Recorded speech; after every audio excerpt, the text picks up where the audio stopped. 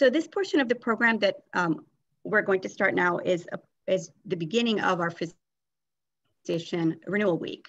So the goal of the Physician Renewal Week is to help all of us be the best that we can be coming out of COVID. And it's my pleasure to introduce our CME speaker today, who will talk to us tonight about physician well-being and post-trauma recovery. First, I'd like to mention that the CME will be emailed to you following this activity.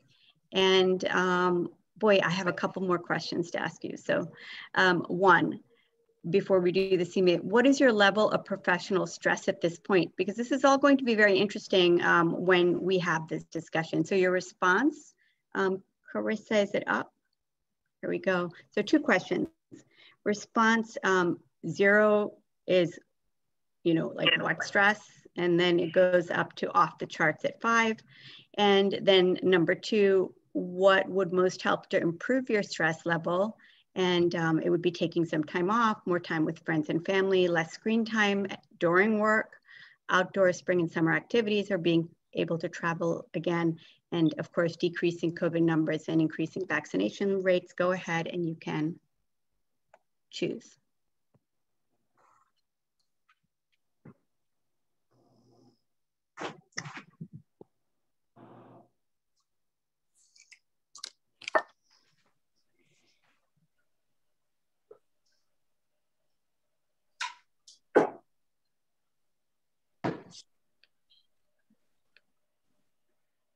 Okay.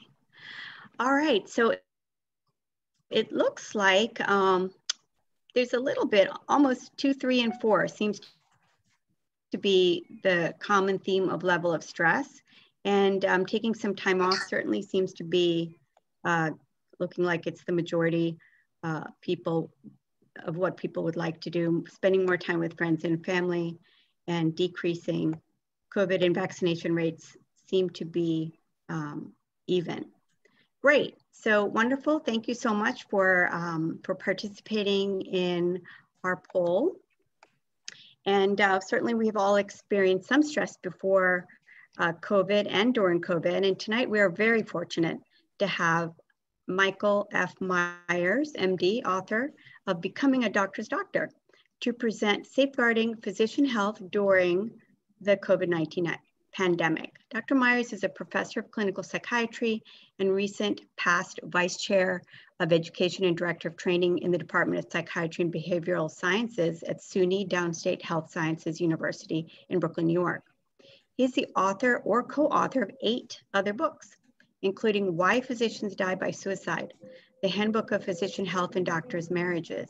His publications also include more than 150 articles covering such topics as marital therapy, men and reproductive technology, divorce, sexual assault of men and women, AIDS, the stigma of psychiatric illness, gender issues in training and medical practice, the treatment of medical students and physicians, boundary crossing in doctor-patient relationship, and ethics in medical education and suicide. He has received multiple awards for excellence in teaching and has served on the editorial boards of several medical journals. Dr. Myers, thank you for joining us tonight. Thank you. I'm delighted to be here. Thank you for having me. We're very happy to have you. I want to thank Susan D'Antoni and her whole team for inviting me. You've made this seamless, Susan, so thank you. So let me put up my screen share.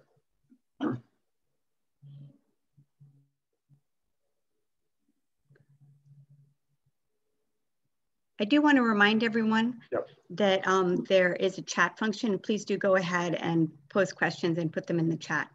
We can address them after Dr. Myers speaks. Yes, because I'm going to be leaving time for questions. Okay, everybody can hear me okay? Okay, good. Yes. Just post your slide. Learning objectives, Dr. Ellie has already projected those, so I'm not going to repeat them now. This is a snapshot of the pandemic, but as you can see, I did this last week, April 23rd. And I just wanted to just kind of say where we're at, and things have actually looked much better even since then. So I'm not going to go into the details of this, but as you know that we've been through a lot, the total deaths in the US By the way, the source is Johns Hopkins University, over 5,000, 70,000 total deaths. The global death rate, of course, is very high, over 3 million. And we're moving along with our vaccination, as you can see. It's a lot better even this week than it was a week ago. The 7-day average for new cases is going down. And I think that's continuing to show that sort of trend, with the exception of some pockets in the country, like Oregon is having some sort of an uptick or something at this time. So let me get to the heart of the talk. I've got 2 slides that have to do with wellness. This is the easy one. This is WHO. The reason I put this up is because for decades in physician health, it was seen, well, if we ain't ill, then we're fine. We got good wellness. But it's more than that. It's got to do with physical, mental, and social well-being, just not the absence of disease or infirmity. Now, here's a more detailed definition, which actually is very applicable to us because it really drills down on the things that we need to be kind of thinking about in ourselves. What about quality of life?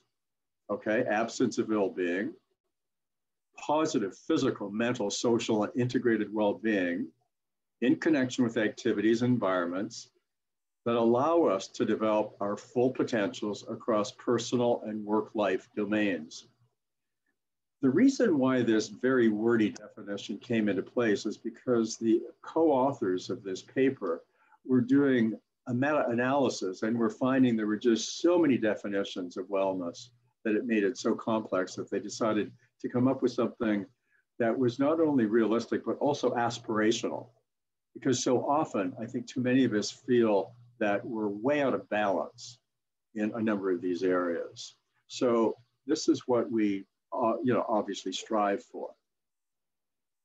This is basically a shout out to the National Academy of Medicine, because the NAM has become my go-to place to actually get updated on what's happening, because they have a repository of information and research from all over the world, from many different groups. And by the way, it's not just physicians, it's got to do with all healthcare professionals. So as you can see, we were already concerned about the levels of burnout, et cetera, before the pandemic. And when I logged on this is taken last spring. So many of these things have been updated. As I say, there's a lot going on at NAM. Now, this article in Psychology Today is really a tour de force. The author put this together right at the beginning of the pandemic, so she had done most of her work before then. But it's been well received. She interviewed a number of us across the nation who specialize in physician health. It's very balanced and I think very well done, and basically says a lot about the challenges that we face in medicine. So it's detailed in a very good read. Now, this question was posed, as you can see, by Jerome Groupman and Dr. Hartzband, and this was published last June. Okay, so just in the early months of the pandemic, because of this sense that maybe some physicians were actually, oh, by the way, just to take a step back, one of the common hallmarks of burnout is when physicians feel they have lost personal agency, largely autonomy and decision-making. They feel like a cog in the wheel, that sort of thing. So it's got to do with autonomy.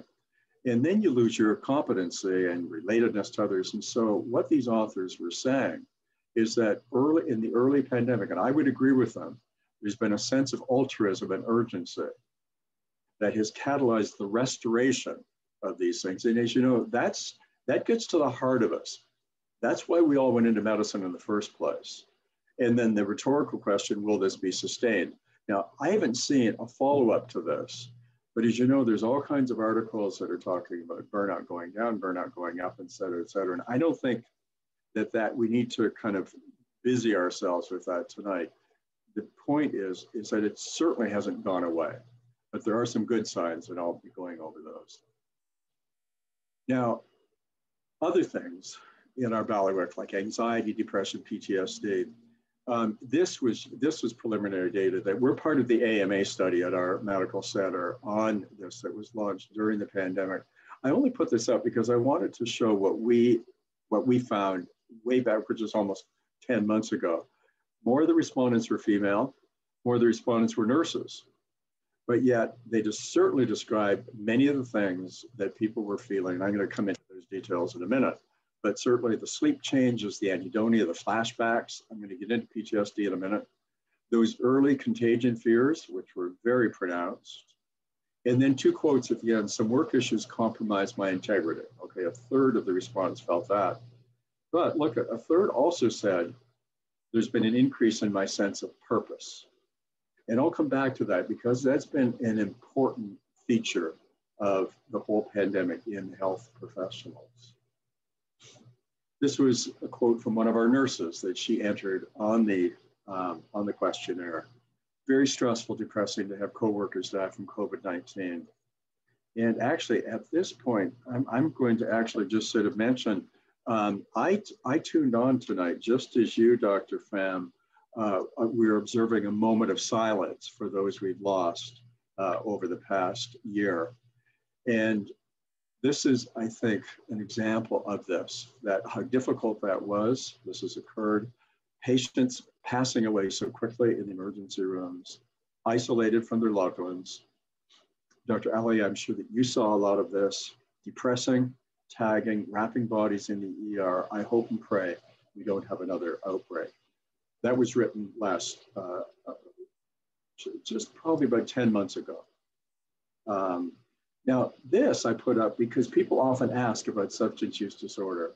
The reason I put up no data is because we really don't have a lot.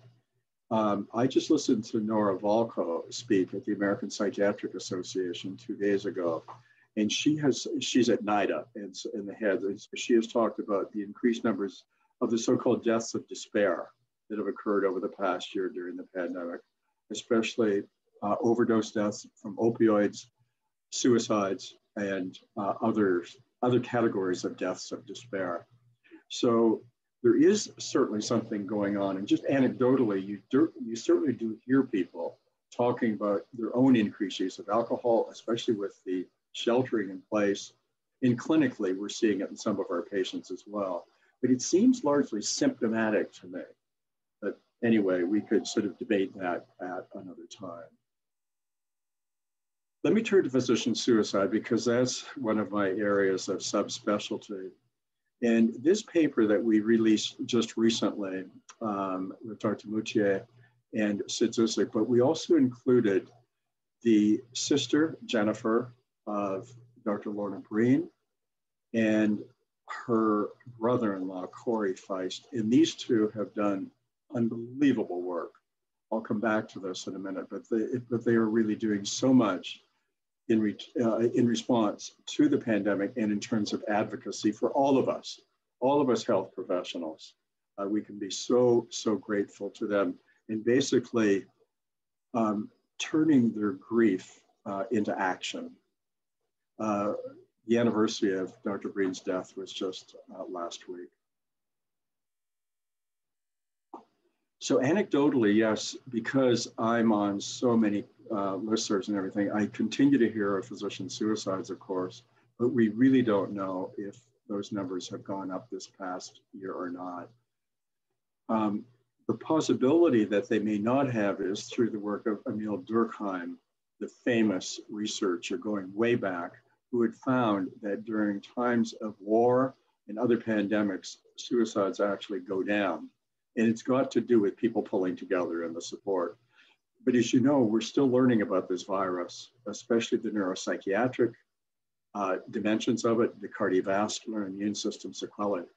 And so, there's just so much we don't know yet. And by the way, many of you are probably aware that Dr. Breen herself, at the time of her suicide, was still recovering from her own personal bout of COVID-19. But leaving that, the biomedical part, and just looking at the psychosocial and economic fallout, as you know, it's huge. And I just sort of listed there, many of the things that we've been thinking about and focusing on the past year. So this article, which came out toward the end of 2020 in occupational medicine, basically talked about the role of moral injury coming in at this time, which I think is very, very relevant, especially with the ethical dilemmas having to do at the very beginning with our PPE. And I know that on our front lines, the physicians felt that having to reuse PPE, not being prepared, et cetera, that went all the way from leadership down, admitting one patient over another, et cetera, et cetera. And those are things that are like classic drivers of moral injury. And I'll come back to this, but that bullet, physicians remain reluctant to use support helplines. We've tried to normalize all of this, as this is a pandemic, et cetera, but yet it's still hard for many physicians to reach out for help. So Ed, a plug for physician peer groups. We've learned through this past year that that's been the major source of support for physicians, our peer groups. And so we have to really remember that and honor that. And this is some of the language, of course. By the way, for those of you interested in this very important subject, I urge you to go onto the website that Dr. Wendy Dean and Dr. Simon Talbot have put together on moral injury. It's loaded with information and the importance of it. It's their belief that it's moral injury that is driving burnout, actually. So, because sometimes the two are equated, and because the term burnout is unpopular for a lot of people these days because they feel it's blaming.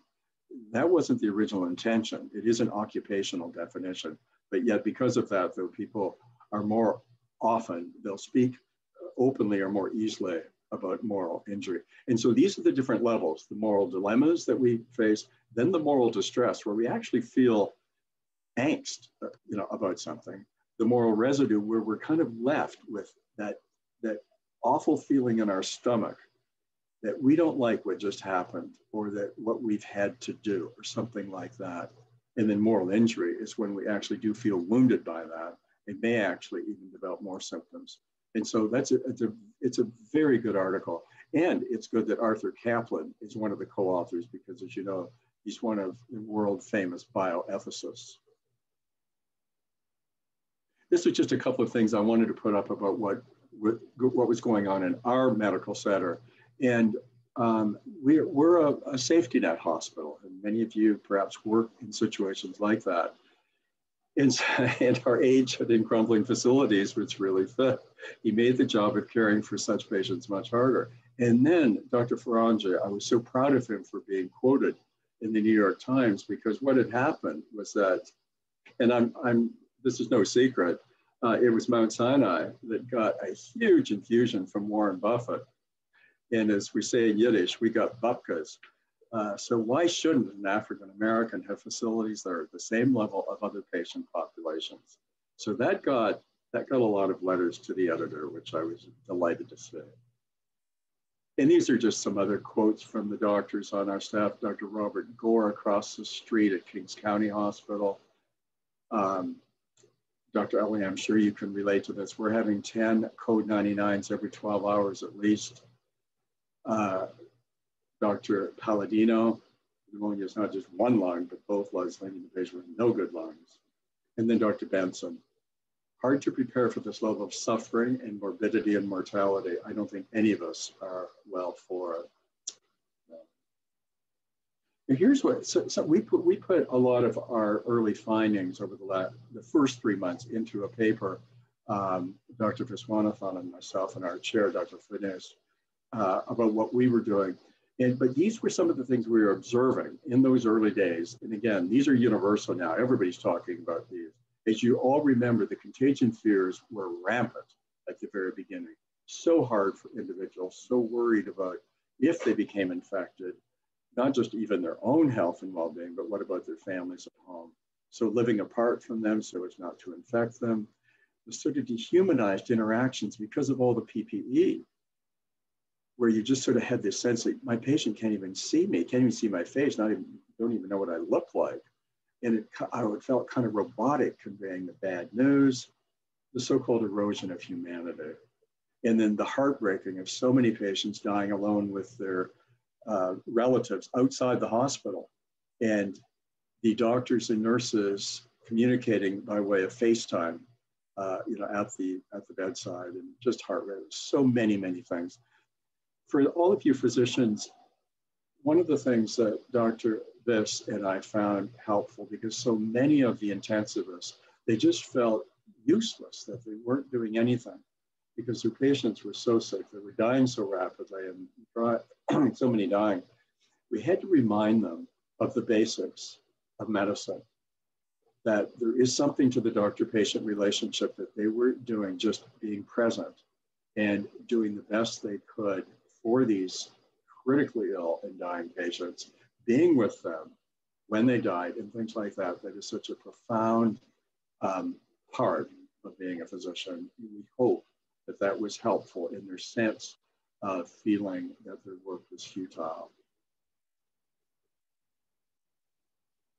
And then again, I thought of this as well, Dr. Pham, when you had a moment of silence. We lost the head nurse of our emergency room at Kings County Hospital to COVID-19. And then a day later, Dr. James Mahoney, one of our intensivists, also died of the virus.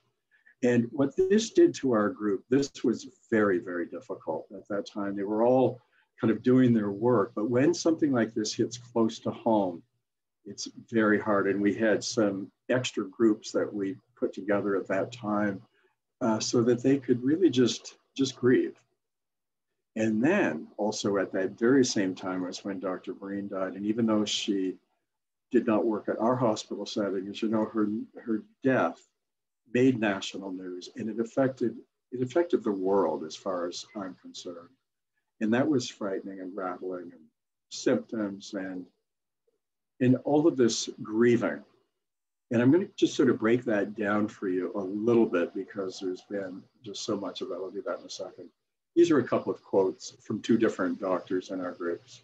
"My heart aches, my chest is so heavy, and it gets heavier as the day goes on. I can't wait to get all my equipment off and just weep." And then another one, "The last 2 days, I think I've lost a pound. All tears, just crying. So sad for people who were my patients for such a short time and their families." And these coming from physicians who just never, felt, even though they, I'm intensive, I'm used to people dying, but not like this and not in such high numbers. So, and this was the memoriam to Dr. Mahoney. And this, I took a picture of this. It was in our hospital cafeteria. And like so many, there are just so many beautiful and so many sweet things written in his memory.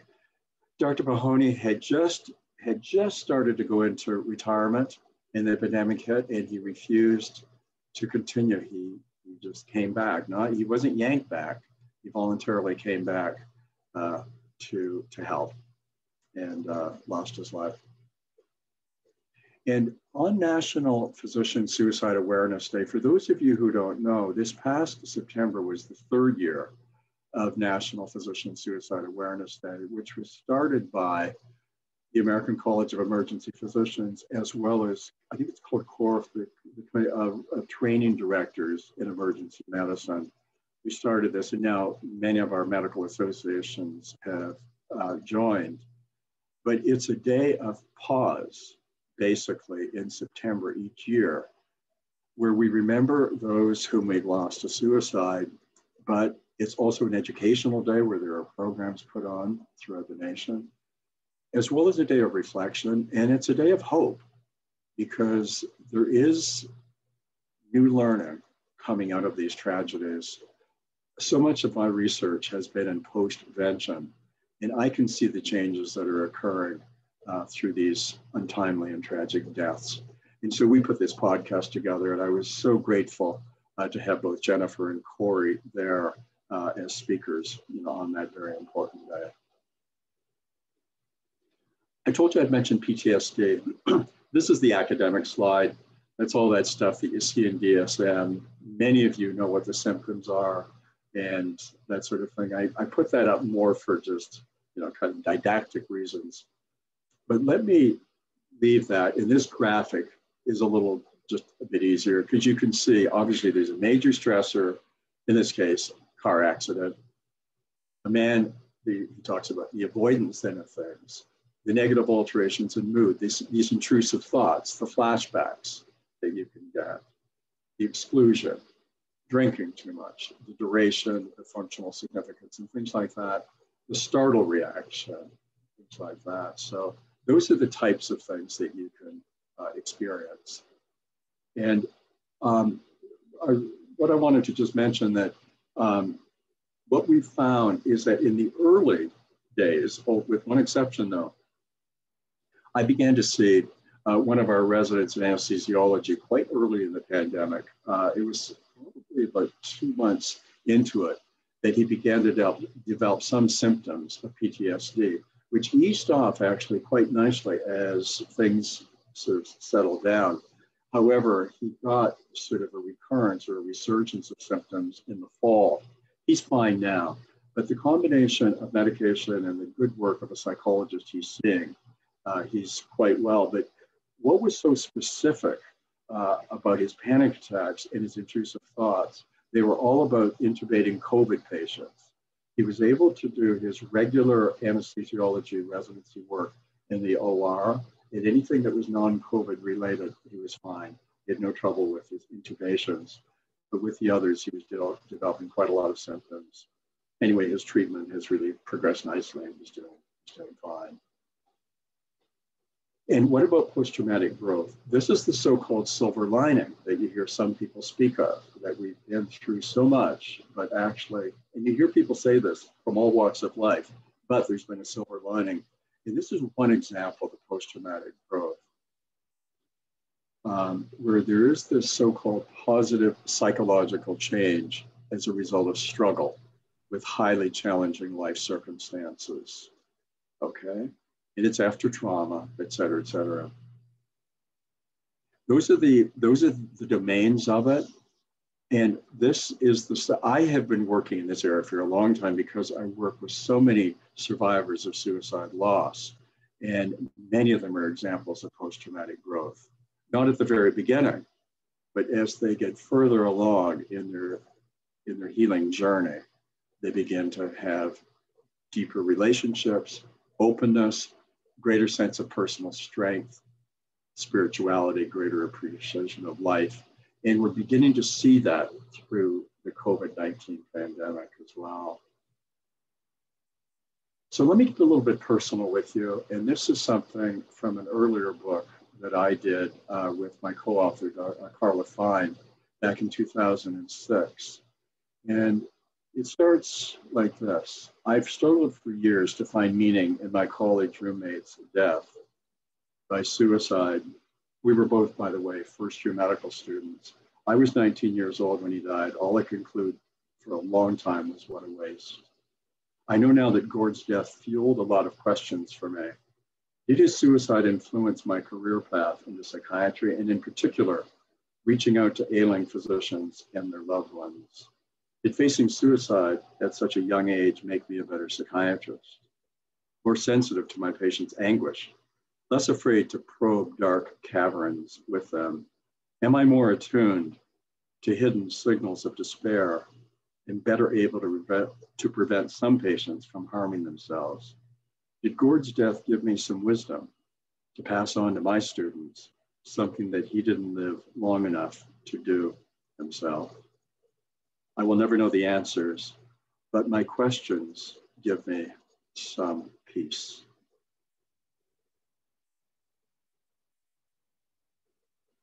Earlier, again, Dr. Pham, I keep coming back to you, but I was so pleased with everything that you were saying because I want to spend a moment just talking about physician mothers, because I pulled this out of our American Journal of Psychiatry recently. I've been aware of the Physician Moms group on Facebook for a long time because of other research that's been done. But this was a study of anxiety through the pandemic at 41%. But here's what I took from this, which I really loved. The solution is not about working on individual resilience, because some people are fed up with that. They said, look, please don't tell me about meditation yet again, or about yoga, or about this, or about that, or whatever. And there's 4 things here that I think we need to pay attention to. What about promotion metrics for women in medicine? That it's a different type of thing. Dr. Pham, I know that you're somebody raising 3 kids. You're not alone as other women physicians are doing that. That's one thing there that's quite gender specific. Childcare options. We're so behind other countries with regard to this, especially on-site daycare and those sorts of things. And these are 2 that, well, the next one, honor time spent mentoring residents who are struggling. I looked this up and we have some research on this, that more women in medicine mentor residents than men in medicine do. And the residents they're mentoring are both men and women. So, and that's another strain, another stress. And the most recent one is male allyship in leadership. This is so important because I've heard so many women in medicine say that yes, they do feel that many of their male colleagues are empathic and get this and they're supportive, but yet sometimes they haven't really felt that they've got their backs, that the men are really, really what would be called allies in their work, whether it's got to do with their own course of leadership or whatever. So having said all of that, it was pretty exciting to see that we have an outgoing president here who's a woman, an incoming president who's a woman, that sort of thing. And I realized that's not, the full story, but these are kinds of messages that I think are really so important in the world of physician health and well-being.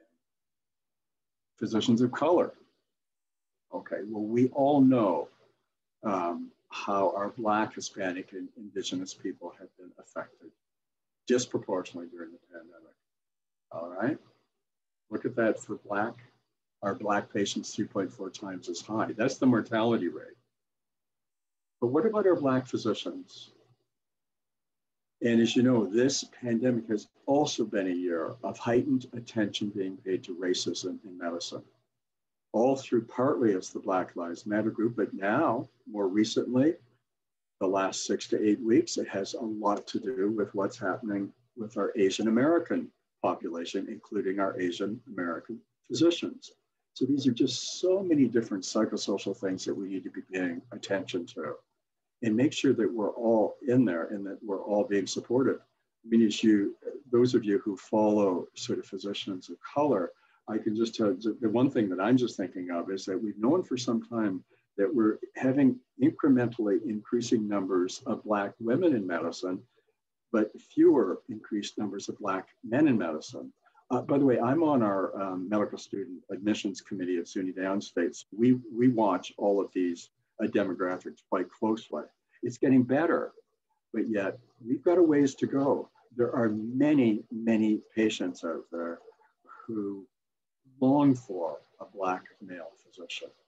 And there are a lot of anecdotal stories. I've seen a lot of things published in JAMA and in the New England Journal of Medicine, first-person accounts of what some Black men are saying to Black male physicians that they have never, ever, ever in their life talked to a physician of a different race or of a different gender. So, I mean, that's just, one thing. There's so many of these that we, of course, all need to pay attention to. Let me just say a couple more things about loss, just to hone down on this. Successive waves, the numbers, families unable to say goodbye, et cetera. Okay, lack of a pervasive sense of it. In this second slide, again, Dr. Pham, you mentioned this, homeschooling, interrupted education of our children, another burden on family members, thwarted access to funerals, graduations, and weddings. As you know, some of those have been put off. Now they're beginning to happen in smaller form, that sort of thing. But that's been really a big, big loss. And then this uncertainty. But as you know, it's getting better. I think we're all seeing this. I mean, I'm certainly feeling it here in New York City, that it just feels like the city is slowly sort of coming alive again. And I'm sure you are. As well. These are the words of Sean Joe, a colleague of mine who is a sociologist, and he's talked about, we're coming through this, but to just kind of be cautiously optimistic we will see a vast amount of grief and emotional trauma blossom throughout the nation. So these are things that we'll see, if not in ourselves, we'll see in our patient population. Now this, again, getting back to the post-traumatic growth sort of thing, we've seen, by the way, I write a blog every 2 months, and I wrote this last May, okay, so that was the end of May, but I was seeing this, I was so encouraged. I've been working in physician health for decades. Here's what I was: solidarity, camaraderie among doctors, open expressions of caring and concern. Like those 2 quotes that I showed you on an early slide. More emotional language, unbridled disclosure of feelings, especially in men in medicine. Refreshing, overdue, less medical jargon, and the formal persona, and the fluidity, what I call the fluidity in medical hierarchy of attending physicians and trainees. It's still there, there has to be, in terms of what we teach, how we teach, but it doesn't feel just maybe quite as rigid, maybe just a little bit sort of warmer or something like that. I don't know, but I think it's something that we need to celebrate and hope that it continues. Okay, these are for us now. Pay attention to ourselves first. Talk to someone if it seems excessive. Pay attention to each other. Don't hesitate to reach out to a colleague whom you're worried about. In that last bullet, I've been preaching this for so many years. Shake off those reservations that you're intruding, that it's none of your business. You may save a life. Let me tell you all, I can't tell you how many times I have heard, I've been looking after doctors since 1970. The number of times that I've looked after a physician, there's one cohort in particular, physicians who are in recovery from substance use disorders that I've seen, the number of times that they say to me, Dr. Myers, I would not be alive today if it weren't for my colleagues reaching out to me at work. With some of them, I was furious because I was in such denial. I had no idea of what a mess I was, what a wreck I was, how impaired I was. But they didn't give up on me.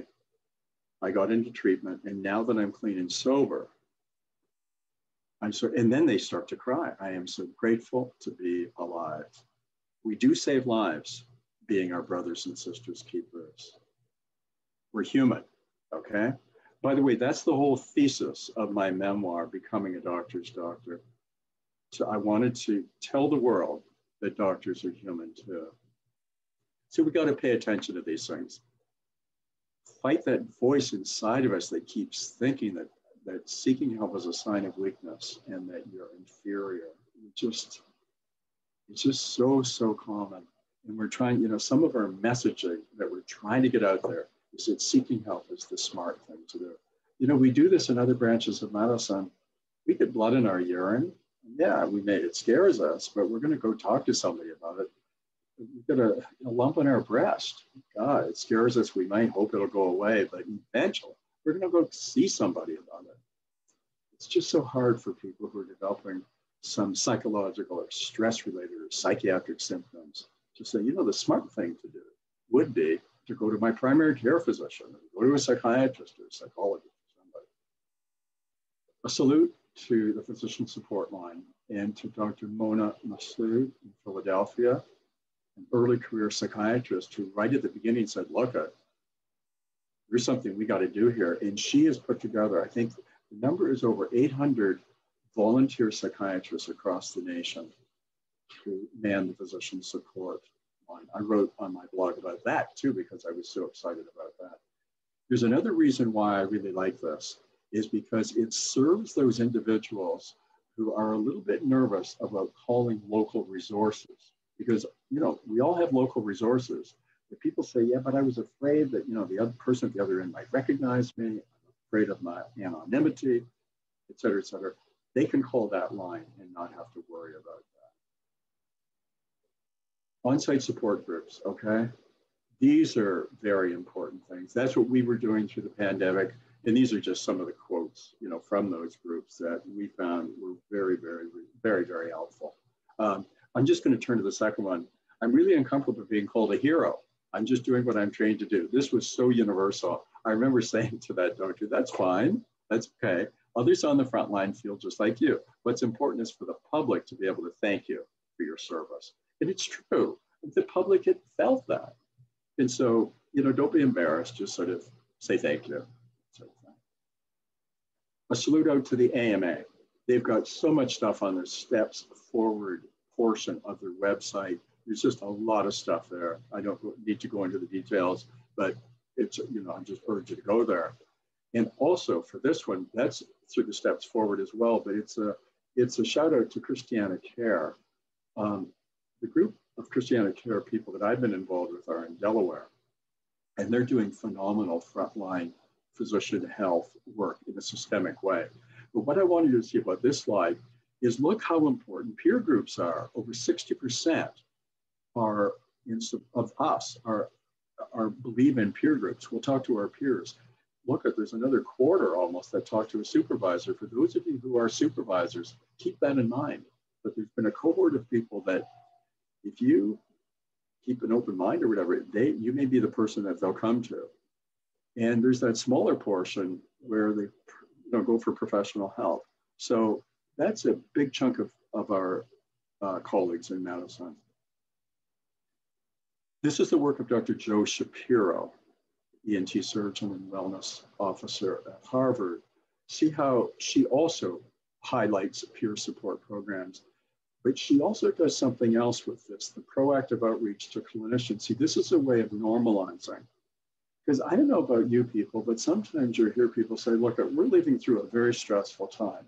So if you need help, here's the 1-800 number, or here's the local resources, call these. But yet those who feel, maybe I'm part of that group, but you're sort of made to feel though that you're other. So there's got to be a way. Those are the reach-in services that we can make those available. But there's got to be another way of actually reaching out. So if there's a death of a colleague or a relative with COVID. So for instance, when Dr. Mahoney died, Dr. Viss and I set up those support groups immediately. We didn't just say, so if any of you are having a rough time since Dr. Mahoney's death, don't hesitate to give us a call. That's what we're here for. This way, then, just everybody would come. It should be normal. It should be okay to grieve. Okay, and then I love this one. Organizational leaders must be held accountable for workplace safety and integrity. Okay, so that's a strong message. Let me finish up now. I live in Harlem. I live right across from Harlem Hospital Center, another safety net hospital here in New York City. So last summer and spring during the pandemic, St. Nicholas Park, which is just down the street, put up this outdoor display of art. And it became sort of a place of peace and reflection. I went there a lot, and certainly I would run into staff and other colleagues that I know at Harlem Hospital Center. And it was the work of Chloe Bass, Wayfinding. How much of care is patience? I really thought about that a lot in a sense, because so much of that is, if we can be patient with our patients, we can really help so much. It's perhaps ill-defined. We don't have a treatment algorithm for that, but it's got to do with showing up and being present. How about this? How much of love is attention? We don't use the term sort of love at the bedside or love in the doctor-patient relationship. And if and when we do, we see it as a boundary violation.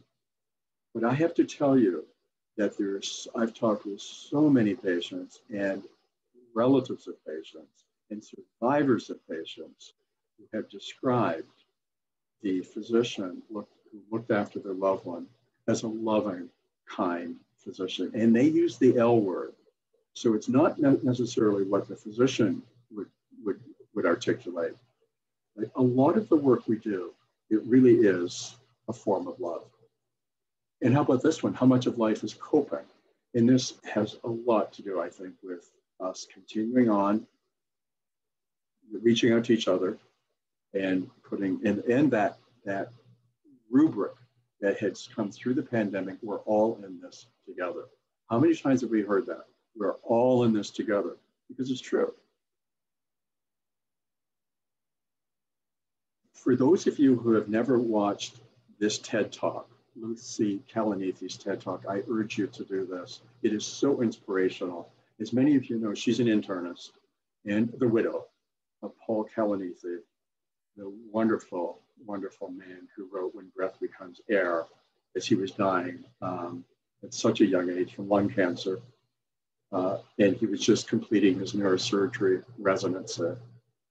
The TED Talk, this is just a little piece of it. Living fully means accepting suffering. When we approach suffering together, when we choose not to hide from it, our lives don't diminish, they expand. And I want to tell you, early in the pandemic, because I'm so involved in medical student education and recruitment, there was this worry that medical students would run away, that this is too scary, this is too heavy. If anything, some of you may know these stats, that the applications to medical school this past cycle have actually gone up. They're interested in being part of this. And so I think this is just another example of individuals who are not even medicine, who are choosing not to hide from it. I find that very inspirational. And that is my final slide. That's how you can reach me, my telephone, my email.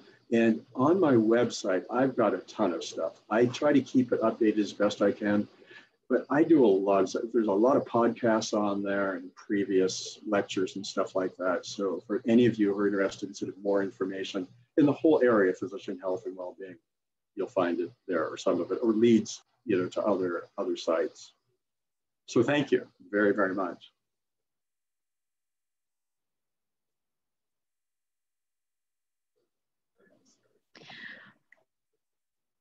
Thank you so much, Dr. Myers. And I am not seeing any questions in the chat window, but what I would really like is if there are some questions, people, you can unmute yourself and please go ahead and ask a question if you would like for Dr. Myers for this wonderful and very thoughtful presentation. And by the way, while we're waiting for the first question, I hope there will be a first question. Is that I find after my talks that very few people put up a hand right away, because, I'm usually talking, pretty serious stuff. And so I'm always happy for people to just sort of take a moment. So. I was actually thinking the same thing, because your topic is something that we really do need to think about. And sometimes when we think about this, it takes some time to process a lot of the things that you've said. And I think that if we don't have any questions right this moment, then it's wonderful that you have a website. You have so many ways that we can reach you and ask a question.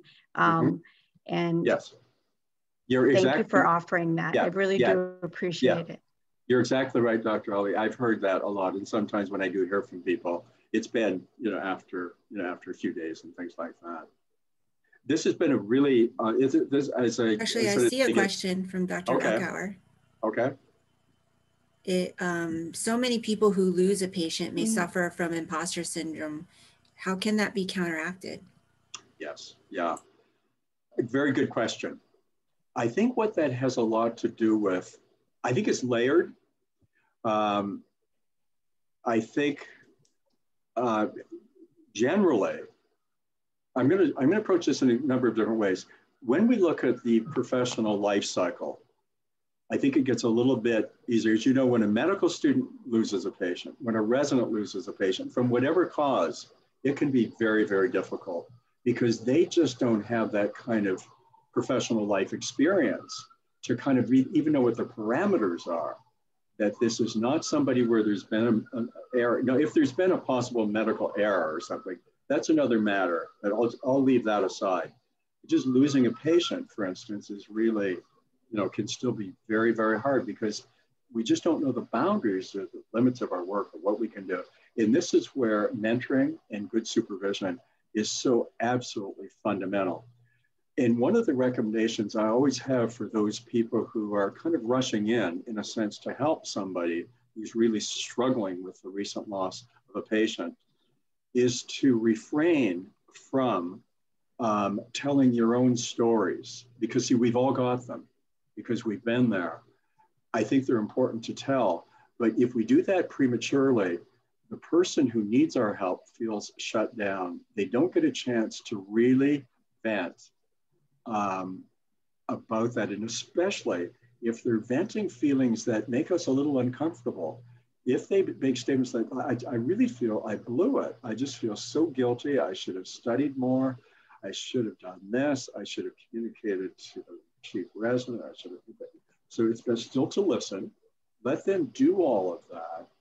And they will feel a lot better for it. Then we can add a piece, of course.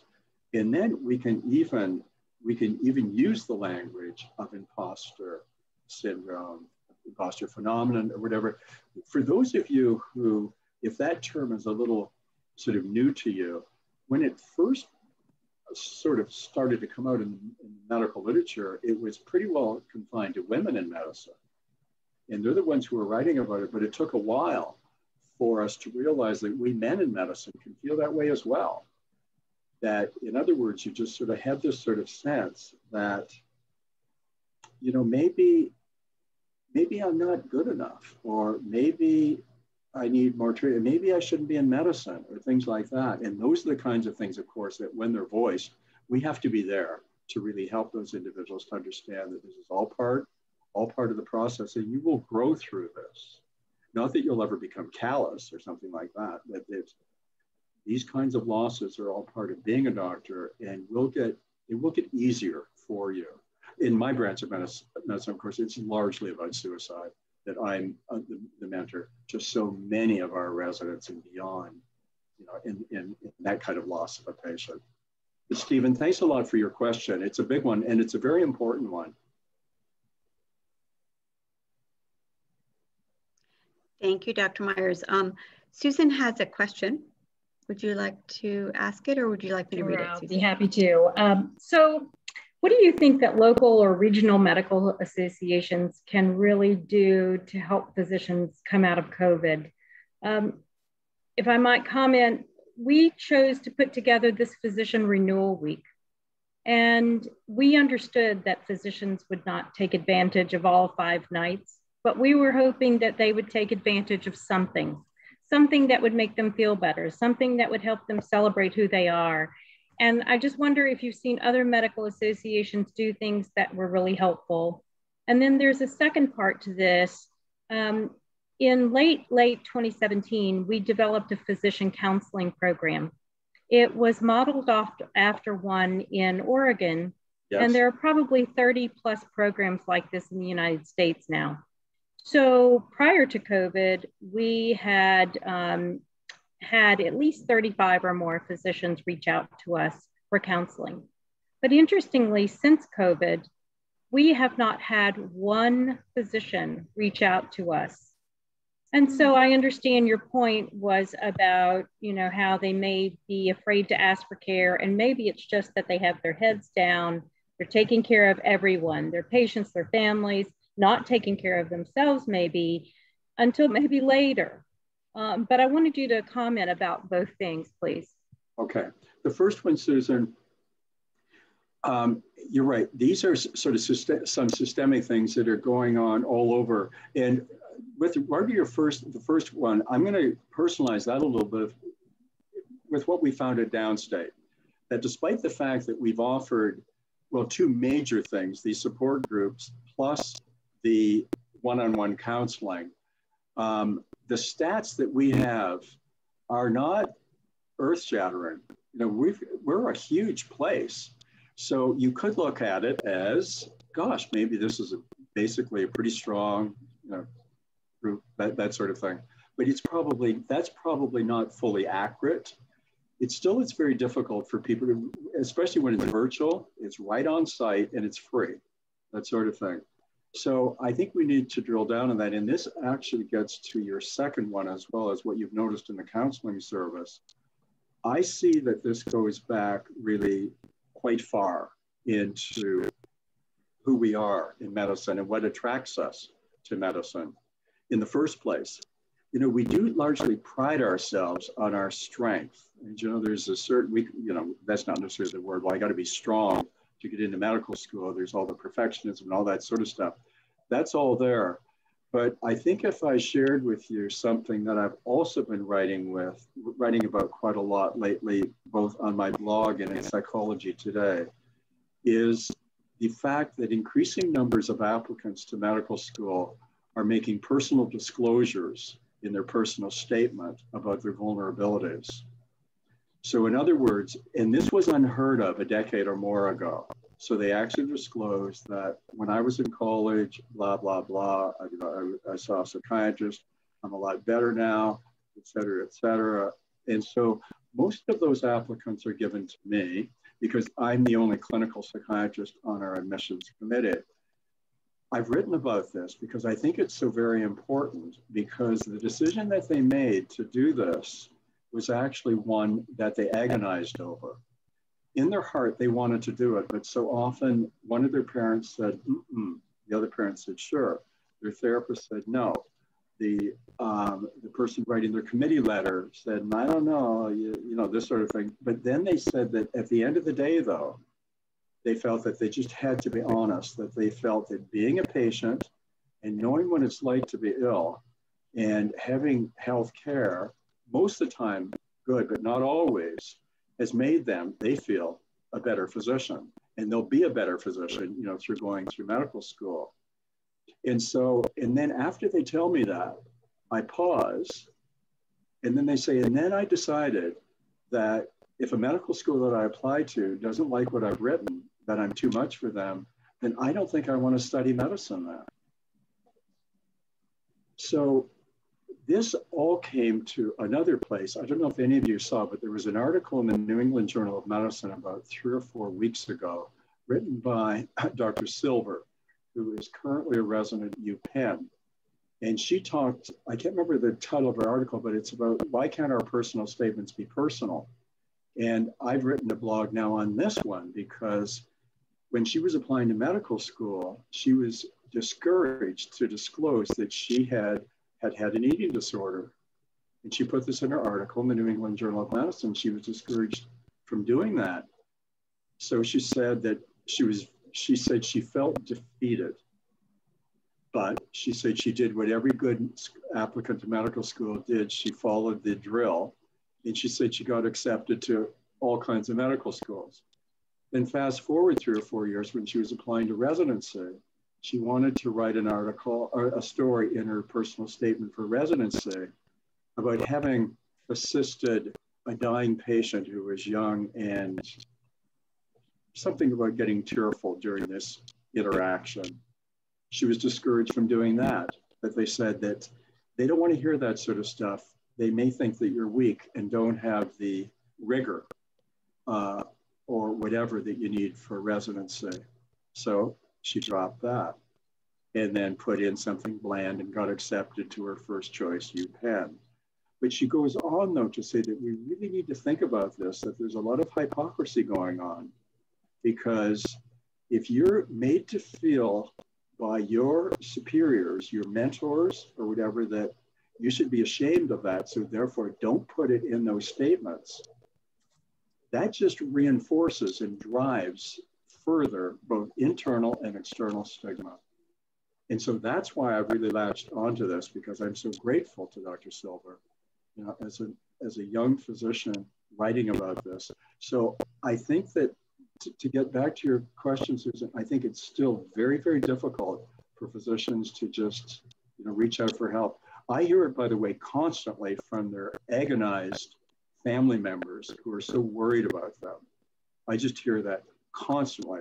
I heard it for decades in my practice. In fact, some of the doctors who became my patients were referred by their spouses, sometimes their kids. I've had kids of doctors refer their parent to me.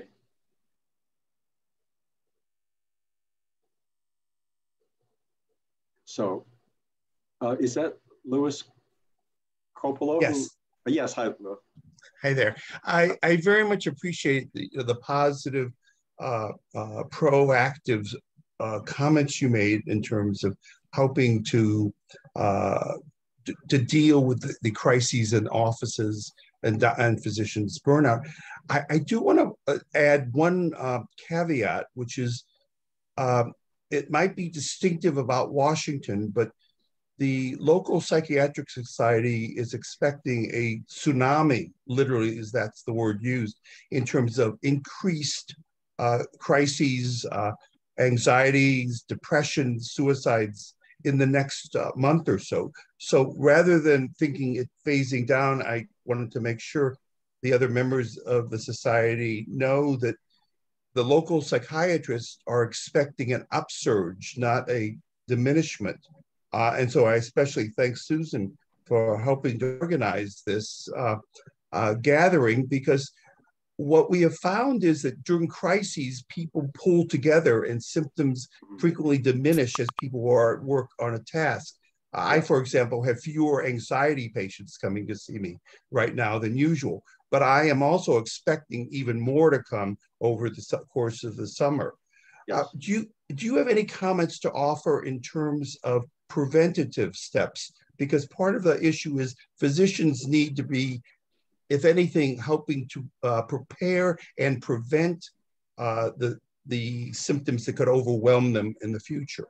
Yeah, that's a very good question, actually, because it is true that some things then are just really on pause or delay. And I think, too, that what can happen sometimes is that maybe people then aren't maybe reaching out to each other quite as much, which I think is so salutary in those early weeks and months, and then have things that then pop up later. I mean, you know that old-fashioned expression about, I don't have time for a nervous breakdown. And I mean, that applies so much. Through my career as a doctor's doctor, I've just seen so many physicians who, when they get a break, now it could be right after medical school, it could be after residency during the early career years, where they'll say, I am finally taking time for myself. That's why I'm here, Dr. Myers. I lost my mother when I was a medical student, and I took 3 days away to go to her funeral and mourn. Then I lost my father during my residency. And and then, I'm kind of, ad-libbing this sort of stuff, but they're basically saying, and what I'm diagnosing is aggregate grief, that there've been so many things piled up because of the exigencies of their training, their busy medical practice, that they really have not taken time for themselves. When and if they can balance all of that, then that's okay. But when it feels like it's creeping up, the ones with insight will say, I developed a panic disorder and I know exactly why. And then, those are ones who have thought about that. Then we can actually get into it. But I should say, there are so many other things that we can do. And this is through I think this is where the peer part is very important. Oh, and one other thing I'll add too, is that a colleague of mine who is a psychiatrist who lives with bipolar illness, and he's been very public about this, also somebody who I've interviewed on a number of websites and a blog I've written about him. He has started an international support group for doctors with mood disorders. And that's been fascinating because they are coming from all over the world to log on to this virtual support group. And what's so kind of wonderful about it is that some of them are coming with pseudonyms. They'll say this is Jane Doe, that sort of thing. And they're not showing their face yet. They're not ready to turn on the camera until they feel that this is a safe place. So that also points to, the difficulty that some individuals have with sort of sharing their stories. And so with more and more people doing that, because I've just seen this time and time and again, when people feel better often, they feel less ashamed. And I don't know about you, but whenever I see an article published in JAMA, the New England Journal of Medicine, or any other thing, a first-person account that a medical student or doctor has written about their struggle, I always get in touch with them immediately, usually with an email or a personal card to thank them, because their gift, their self-disclosure is a gift to all of us in medicine, and it chips away at stigma. And they save lives with those personal stories. And some go beyond, some published in Washington Post, some in the New York Times. The general public are generally much more accepting of us than we are of each other.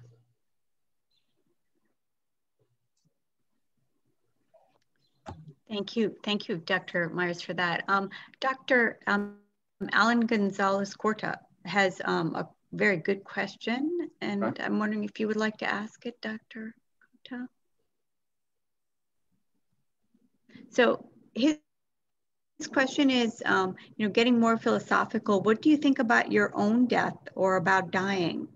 How to talk to dying doctors? He says he has a few, or patients. Yes, this is so very important. Again, this has come to the surface over the COVID-19 pandemic as well. In fact, probably some of you have seen articles, even say in Kevin MD, for instance, where doctors have written in that these are young doctors, maybe with 2 children, and they were so worried about contagion that they've made sure they have their wills, and that they've got